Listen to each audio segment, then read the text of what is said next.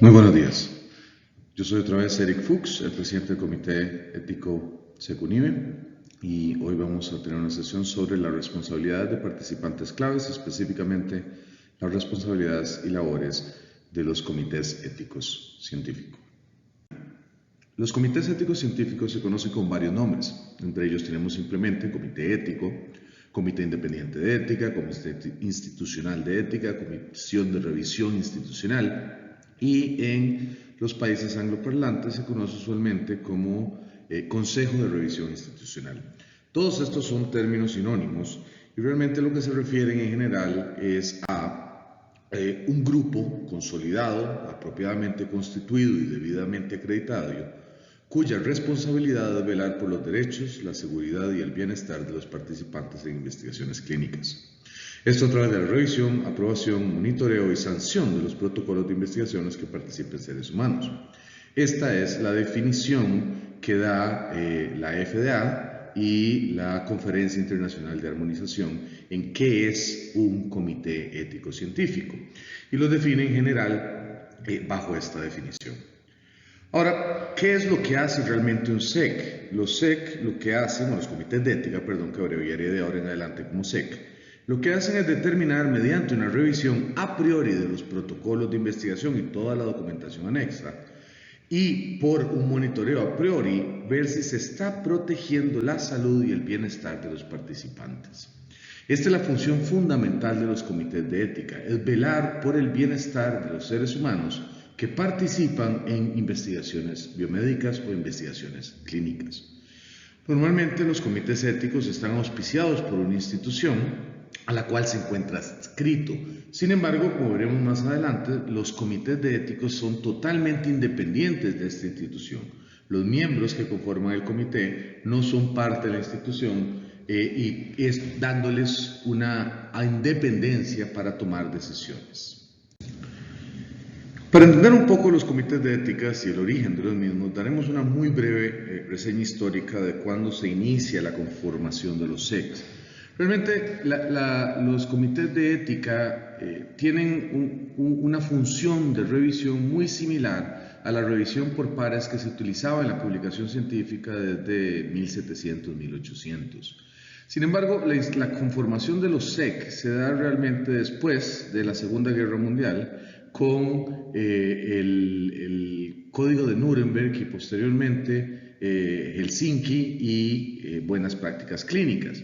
Sin embargo, antes de que se establezcan buenas prácticas clínicas en los años 60-70, ya habían ciertos inicios de cómo los SECs fueron conformándose y adquiriendo sus funciones. En 1953, el Instituto Nacional de Salud de los Estados Unidos creó comités desinteresados o independientes que evaluaban las propuestas de investigación que iban a ser financiadas, y lo hacían tomando en cuenta preceptos bioéticos. De igual forma, en el 66, el Servicio de Salud Pública de los Estados Unidos, en su primer reglamento de investigación en extramuros, es decir, que se realiza fuera del Servicio de Salud Pública, instaba y obligaba a la revisión de los protocolos por comités de ética independientes, que no podían estar asociados a los investigadores ni a haber conflictos de ética. Y finalmente, en 1974, la Comisión Nacional para la Protección de Participantes Humanos requiere que los SECs evalúen todo tipo de investigación en la que participan seres humanos. Esto después se incluye completamente no solo en los preceptos dictados por Helsinki, sino también en buenas prácticas clínicas. Vamos a ver ahora cómo está compuesto un comité de ética. El comité de ética, según la legislación actual en Costa Rica, debe ser un ente multidisciplinario que consta con al menos 5 miembros, pueden ser más, pero lo mínimo es 5, y los miembros tendrán al menos un experto científico con experiencia en investigación y una persona que represente los intereses de la comunidad o el representante de la comunidad. Ahora, esto es lo que dice simplemente nuestra legislación. Sin embargo, los comités de ética, y dado que las investigaciones usualmente son patrocinados por entes internacionales, la mayoría de comités de éticos responden a otro grupo de lineamientos en cómo conformarse. Se trata en que respeten un poco la equidad de género, es decir, que no todo el comité esté formado solo por hombres o solo por mujeres. Se buscan personas con diferentes profesiones, como mínimo un médico. Queremos personas con experiencia en investigación. Se recomienda a veces tener un abogado para solucionar conflictos o dudas legales. Se requiere que no estén afiliados a la institución la cual auspicia el Comité de Ética, que declaren no conflicto de interés, que no desarrollen investigaciones dentro de la misma institución. Y quisiera dedicarle un poquito más de tiempo al representante de la comunidad. El representante de la comunidad es alguien que representa a los futuros participantes de la investigación. Es una persona que se prefiere no esté involucrada en el medio de investigación, a pesar de que sí tiene que tener formación en buenas prácticas clínicas, debe haber llevado el curso, debe conocer un poquito de cómo se dan los protocolos y demás. Pero es una persona muy importante porque es la persona que va a dar su opinión en pos de los futuros participantes. Tan importante es que es la única persona sin la cual no se puede sesionar un comité de ética. El quórum normalmente se da con 3 de los 5 miembros. Sin embargo, si la representante o el representante de la comunidad no se encuentra dentro del quórum, no puede sesionar. Muchos comités de ética, el representante de la comunidad es un experto en bioética, un filósofo, una persona que pueda dar una opinión desde el punto de vista más de los participantes. Los comités de éticas también pueden tener miembros ad hoc que se solicitan o se llaman cuando se requiere obtener información o capacitación en algún tema. Es decir, los comités de ética pueden tener consultores que les van a dar su opinión con respecto a un tema de investigación. Estos consultores pueden tener voz en una reunión, pero nunca tendrán voto. Ahora, ¿cuáles proyectos necesitan la aprobación del comité de ética? De manera general, sin entrar en mucho detalle, todos los proyectos de investigación en los cuales participen seres humanos deben contar con la aprobación escrita y a priori de un comité de ética o directamente del Consejo Nacional de Investigaciones en Salud del Ministerio de Salud de Costa Rica. Esto incluye investigación experimental, clínica, incluye investigaciones observacionales, epidemiológicas o investigaciones donde se están haciendo trabajos poblacionales de genética, búsqueda de mutaciones, farmacogenética, etc. En cualquier tipo de investigación en la cual el ser humano, ya sea por intervención directa o por una participación indirecta a través de sus informaciones, sus datos, en la cual los datos se obtengan a partir de un participante, requiere que un comité de ética revise el protocolo y determine que el proyecto o el protocolo está siguiendo los preceptos básicos de buenas prácticas clínicas, Helsinki, Belmont y demás. ¿Cuáles son las responsabilidades del SEC? El SEC, las responsabilidades básicas son evaluar investigación biomédica para salvaguardar la dignidad, derechos, seguridad y bienestar de todos los y las participantes actuales y potenciales de la investigación. Es decir, su punto primero, la primera responsabilidad del SEC es salvaguardar a los participantes. Es responsable de actuar en completo interés de los participantes, tomando en cuenta los intereses de los investigadores y las leyes locales. Sin embargo, el bienestar de los participantes va por encima de los intereses de los investigadores, de la ciencia y de cualquier interés socioeconómico que exista asociado. Los SEC también son responsables de evaluar la investigación propuesta antes de su inicio y tienen la autoridad para aprobar, solicitar modificaciones, rechazar o suspender un estudio clínico. Ahora, ¿para qué necesitamos un SEC? Realmente el SEC es una revisión independiente de los protocolos de investigación, de tal forma que presenta una visión distinta a todos los demás participantes según buenas prácticas clínicas. Todos los integrantes de un proyecto de investigación usualmente tienen algún tipo de ligamen con la investigación, o sea que la ejecutan, la planean, la financian o la monitorean.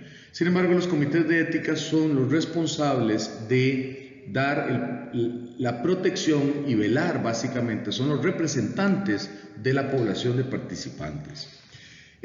Los comités de éticas en muchos casos velan porque los participantes mismos pueden desconocer sus derechos. Entonces, el comité de ética se asegura de que los protocolos respeten esos derechos y se los hagan conocer a los demás participantes.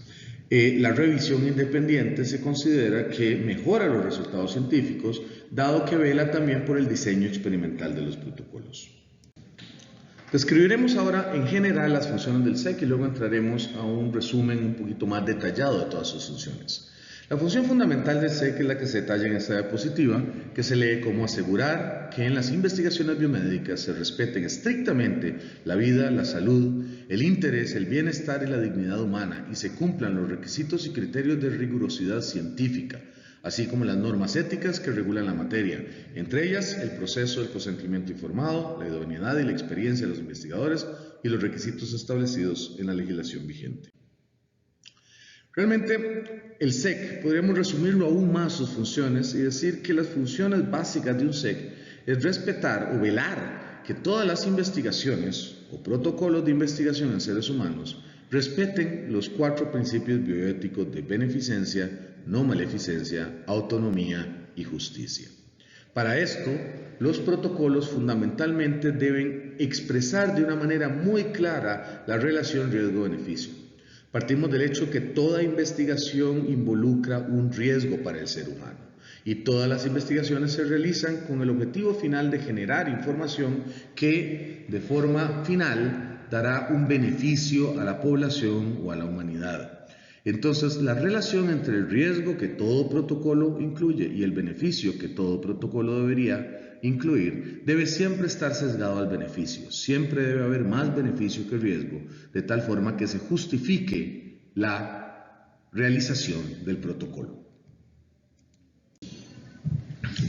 El siguiente cuadro muestra de forma resumida las funciones de los comités de ética en relación a los protocolos que voy a evaluar, su relación con el Consejo Nacional de Investigaciones en Salud, el CONIS, con los participantes y con los miembros mismos de su comité.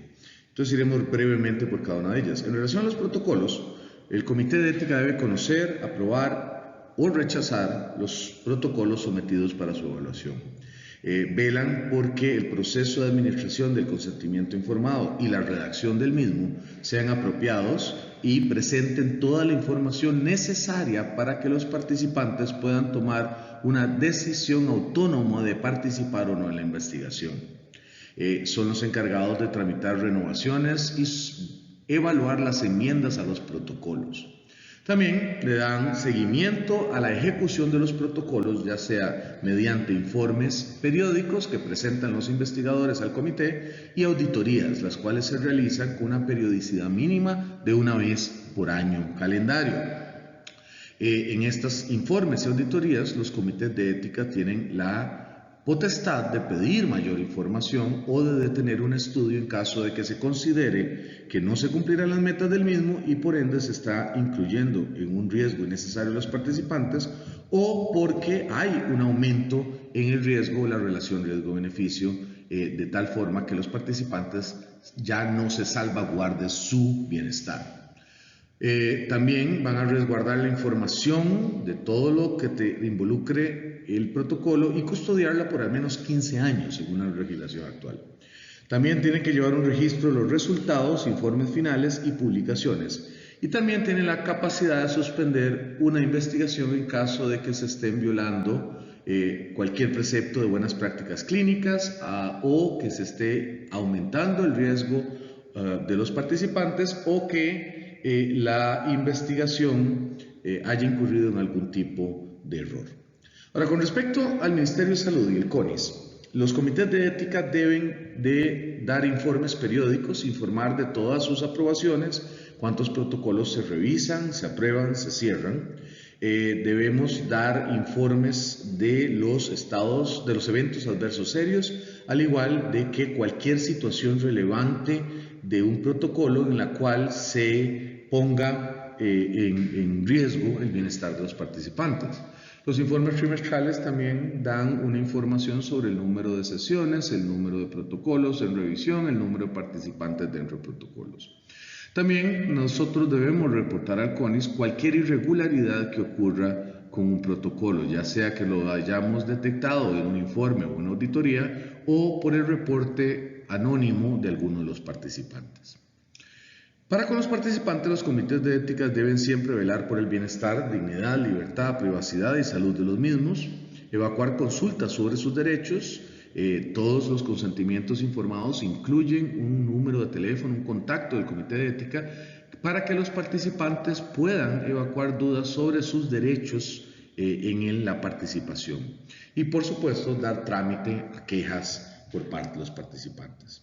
Finalmente, el Comité de Ética tiene responsabilidades para sus propios miembros. Entre ellos, debe velar y asegurar la formación y capacitación de los miembros, debe crear un manual operativo que sea consensuado con buenas prácticas clínicas y las demás normativas nacionales e internacionales en bioética, debe llevar un libro de actas para validar las sesiones y la información y las opiniones presentadas por los miembros del comité, como acatar las disposiciones del Ministerio de Salud. Cuando un protocolo quiere ser evaluado por un SEC, normalmente lo que se hace es presentar un paquete de sometimiento, el cual será evaluado por el Comité de Ética. El detalle de toda la documentación que debe incluir dicho paquete depende si es una investigación intervencional o investigación clínica o se trata de una investigación más de carácter observacional o epidemiológica. Dichos documentos vienen delineados en detalle en el reglamento de la ley 9234 que pueden ustedes obtener en la página principal de este curso. Pero normalmente el paquete incluye, como un mínimo, digamos, un protocolo donde se detalla de forma escrita todos los procedimientos de la investigación y los antecedentes de por qué este protocolo debe darse. Toda la información relacionada a los participantes en la investigación, investigadores, subinvestigadores, personal de apoyo, incluyendo los atestados que los validan como idóneos para realizar esta investigación. Actualmente la legislación costarricense solicita que los investigadores principales de investigaciones clínicas intervencionales hayan tenido experiencia previa como subinvestigadores antes de tener la responsabilidad de ser un investigador principal. Los investigadores también deben avalar sus documentos en el Ministerio de Salud. Se incluye para investigaciones donde se está probando una droga o un producto farmacéutico, normalmente se pide el brochure del investigador, que es un documento en el cual se detallan todas las investigaciones sobre este producto o esta molécula. Esto se hará en más detalle en una clase posterior. Se incluyen siempre los consentimientos informados y el asentimiento informado, se aplica si participan niños menores de 12 años. Mayores de 12 años, cartas de compromiso de los investigadores de respetar los lineamientos del comité ético, las buenas prácticas clínicas, Helsinki, Belmont y demás, al igual que pólizas de seguro que cubren a los participantes en caso de daños o muerte. También se debe incluir toda la información sobre los centros de investigación, los laboratorios donde se realizarán los análisis químicos, se debe incluir información sobre dónde se tomarán las muestras, dónde se almacenarán los datos, entre otras, para asegurar sobre todo la buena generación de datos como la confidencialidad de los participantes. Toda información que se entregue a los participantes, ya sean documentos publicitarios, anuncios, brochures y las hojas de registro de datos o CRFs, deben estar también entregadas a los comités de ética. Por último, si esta es una enmienda o ha tenido varias enmiendas del protocolo o el protocolo ha estado evaluado por otro comité, se debe incluir también esta información. Además de esto, el SEC puede solicitar cualquier información adicional que considere pertinente, de tal forma que se subsane cualquier duda que pueda tener. Ahora, ¿qué es lo que evalúa un comité de ética? Realmente, dentro de toda la documentación que se presenta, existen como 4 o 5 ejes fundamentales que todo comité de ética revisa, además de que se incluya la información pertinente, que esté bien redactada, que sea claro, pero el eje central de la revisión se basa en estas 4 preguntas. ¿Debe realizarse el estudio necesario? Todo estudio involucra algún riesgo para los participantes, por ende, si la investigación no es estrictamente necesario, no hay por qué realizarla. Luego se evalúa, como ya lo habíamos mencionado anteriormente, la relación riesgo-beneficio. Toda investigación debe proveer un beneficio para la humanidad y los participantes y el riesgo debe ser menor a ese beneficio real o potencial. Después, la información del del consentimiento informado debe ser clara, completa y debe estar escrita de una manera en la cual los participantes pueden comprender no solo sus deberes, sino sus derechos, qué se va a hacer con ellos, qué información se va a obtener, cuáles son las informaciones que ellos van a obtener, los beneficios, y todo esto tiene que venir muy bien detallado en el consentimiento informado. Además del documento en sí, la redacción del documento, se debe dar o evaluar el procedimiento por el cual se va a administrar. Si va a ser una charla, quién va a administrar el consentimiento informado, cómo es que se va a dar la presentación del mismo, etc. Y entonces, si la información es correcta y es representativa del objetivo general y los objetivos específicos del protocolo, es una de las preguntas importantes que evalúa el Comité de Ética. Y por último, evalúan el protocolo los procedimientos para proteger los derechos y el bienestar de los participantes. Se vela por la confidencialidad de la información, se vela por el bienestar y el tratamiento de los participantes, de tal forma que se pueda justificar la primera pregunta de si realmente debemos realizar este estudio. De igual forma, se evalúa la documentación asociada a esto, la idoneidad de los investigadores, la solidez científica del protocolo, es decir, está bien diseñado el protocolo, tiene una pregunta científicamente válida, la información clínica y preclínica del producto de estudio, en aquellos casos donde se está trabajando, es un proyecto que utiliza una droga experimental, el contenido y el formato del consentimiento, como ya lo mencionaba, y los recursos físicos, humanos y financieros con que cuenta el estudio. La parte financiera es importante porque nos da una idea de si tendrán suficientes fondos para completar el estudio. Finalmente, se revisan los compromisos personales e institucionales necesarios para el desarrollo del proyecto de investigación y el resguardo de los participantes. Ahora, ¿quién regula a un comité de ética? Los comités de ética están regulados nacionalmente por el CONICS. Ellos son los que acreditan a los comités de ética, supervisan su función. En caso de que haya un conflicto entre el comité de ética y los investigadores, son la instancia de alzada. Ellos también realizan auditorías a los comités de ética al menos una vez al año también, y son los que reciben, evalúan y almacenan los reportes trimestrales que envían los comités de ética. También tienen la potestad de suspender la acreditación de un comité de ética en aquellos casos donde se considera que los comités no están respetando la legislación actual ni las normas internacionales. Internacionalmente, los comités de ética están regulados por entes reguladores externos, por ejemplo la FDA, aunque lo hacen de manera más operativa que legal. Es decir, un comité de ética que esté legislativamente bien dentro de la norma de un país, si entra en conflicto con una de estas instancias, simplemente esta instancia reguladora no evalúa su protocolo con ese comité de ética. Entonces los comités de ética tienen normalmente, además de las regulaciones locales, que sus prácticas o sus procedimientos tienen que coincidir con los lineamientos de entes reguladores internacionales. De nuevo, muchas gracias por su atención. Esta fue la clase básica de las funciones y responsabilidades de los comités de ética. Gracias.